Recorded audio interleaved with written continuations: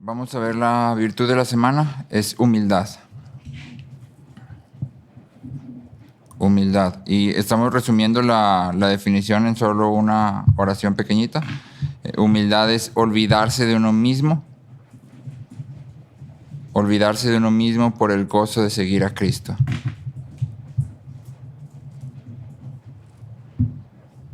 Nuestro versículo está en 1 Pedro 5:5. Dice, todos deben tratarse con humildad, pues la Biblia dice, Dios se opone a los orgullosos, pero brinda su ayuda a los humildes. Si Dios brinda su ayuda a los humildes, pues yo definitivamente quiero ser humilde y espero que tú también. Y entonces la pregunta clave es, ¿qué significa ser humilde? Y cuando hacemos esta pregunta, obviamente queremos voltear y contemplar a Cristo. Cristo es nuestro ejemplo de humildad. Él se describe él mismo como manso y humilde. Entonces vamos a tratar de desembarañar la humildad, pero vamos a empezar diciendo 3 cosas que la humildad no es desenmarañar. 3 cosas que la humildad no es. Número 1, la humildad no es inseguridad. Sí, humildad no significa esconder tus talentos o habilidades, porque la Biblia nos llama a ponerlos en práctica para la gloria de Dios y la edificación del cuerpo. Aquel que puede hacer algo y es consciente de que puede hacerlo, pero decide no participar o no decir yo puedo ayudar porque es muy humilde, en realidad no es humilde. Sí. Número 2, la humildad no es indecisión. Es decir, la humildad no aparece cuando tú y yo decimos, no, pues yo no sé, pues es que cada quien puede pensar diferente, no, pues quién soy yo para imponer mi opinión, o, sí. Porque cuando tú y yo vemos a Cristo, Cristo no está dispuesto a decir, no, yo no sé. Al contrario, Él dice, yo soy la verdad, yo soy la vida. Y Él impone su opinión en el sentido de que dice, esta es la verdad, si no hay otro. Y número 3, la humildad no es inactividad. No significa volvernos ninjas invisibles, escondernos en medio de la multitud para que nadie nos vea y evitar todo aquello que nos haga sobresalir. Más bien, la humildad tiene que ver con lo que motiva nuestras acciones, con cómo pensamos sobre nosotros mismos. En Filipenses 2, del 3 al 8, leemos, no hagan nada por egoísmo o por vanagloria, sino que con actitud humilde cada uno de ustedes considere al otro como más importante que a sí mismo, no buscando cada uno sus propios intereses, sino más bien los intereses de los demás. Haya pues en ustedes esta actitud que hubo también en Cristo, el cual, aunque existía en forma de Dios, no consideró el ser igual a Dios como algo a que aferrarse, sino que se despojó a sí mismo tomando forma de siervo, haciéndose semejante a los hombres, y hallándose en forma de hombre, se humilló él mismo, haciéndose obediente hasta la muerte y muerte de cruz. Y entonces si te fijas, Pablo dice, no hagan nada por egoísmo, sino que con actitud humilde, hagan lo mismo que Cristo, que haya en ti la actitud que hubo en Cristo. La humildad, pues, es una inclinación de nuestro corazón. Una forma de pensar sobre nosotros y sobre la gente a nuestro alrededor y sobre Dios, una actitud. Y entonces vamos a tratar de partir la humildad en 4 cosas que sí es. Aquí estoy siguiendo levemente a Anthony Huikima.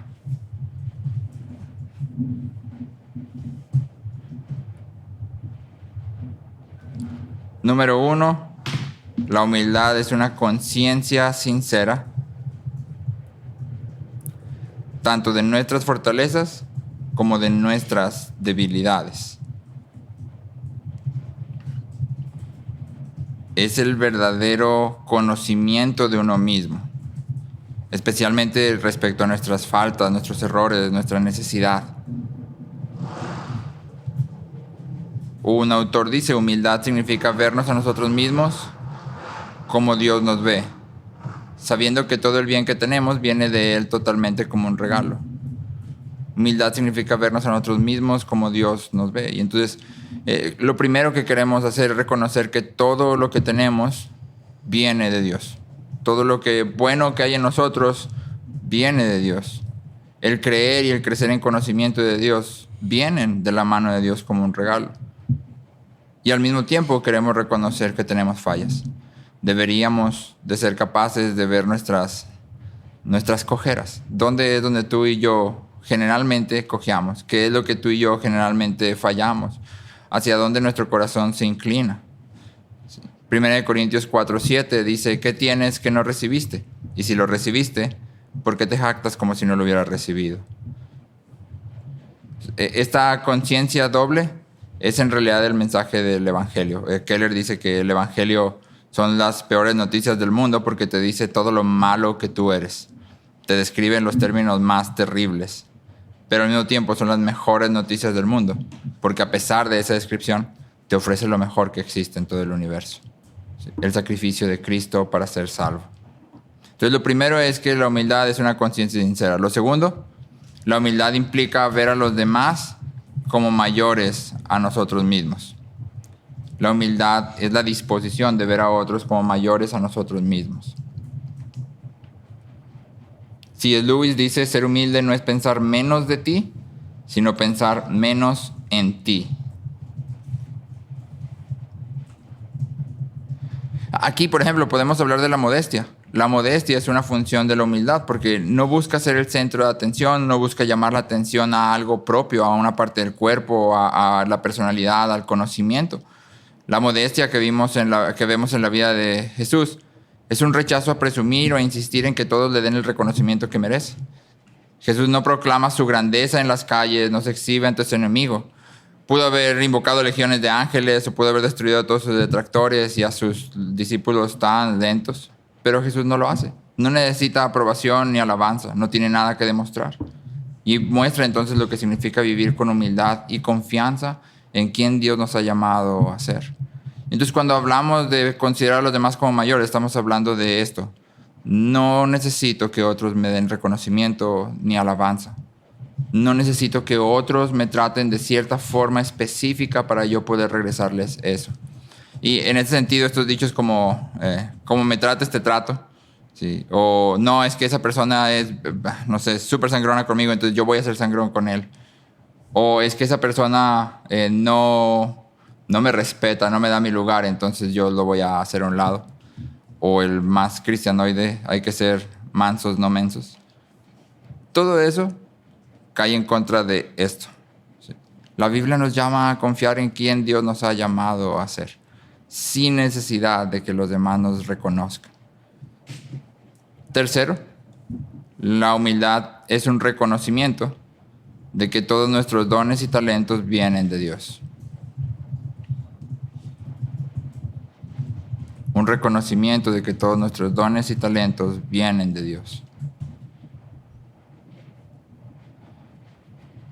Practicar la humildad es rechazar el mito de que los seres humanos somos autónomos e independientes. La humildad reconoce y acepta nuestra condición de criatura, nuestra necesidad natural. Fuimos creados para Dios y los unos para los otros. Y es esta humildad, el abrazo gozoso de la dependencia creada, que es la humildad encarnada literalmente por Cristo. El reconocernos como alguien dependiente es parte de ser humildes. Tim Keller dice, la soberbia y el orgullo reniegan de todo, pero la humildad puede recibir la vida con gozo como un don. Y entonces en esta parte podemos hablar acerca de nuestra queja, nuestros berrinches, el cómo evaluamos las cosas. Por ejemplo, en el salón de los muchachos más grandes, tal vez en este también.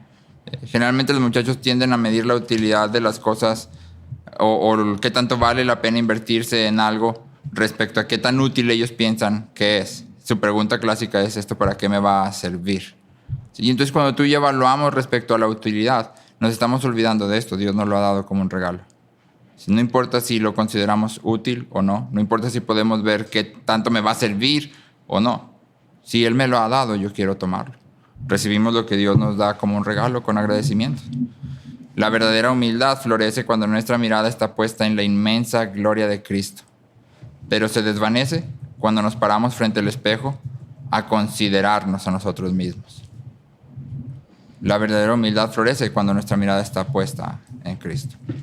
Y por último, humildad es la voluntad de utilizar nuestros dones al servicio de Dios y de los demás.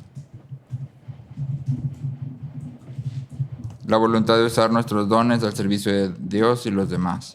Segunda de Corintios 4, 7 al 11 dice, pero tenemos este tesoro en vasos de barro para que la extraordinaria grandeza del poder sea de Dios y no de nosotros. afligidos en todo, pero no agobiados, perplejos, pero no desesperados, perseguidos, pero no abandonados, derribados, pero no destruidos. Llevamos siempre en el cuerpo por todas partes la muerte de Jesús, para que también la vida de Jesús se manifieste en nuestro cuerpo. Porque nosotros que vivimos constantemente estamos siendo entregados a muerte por causa de Jesús, para que también la vida de Jesús se manifieste en nuestro cuerpo mortal.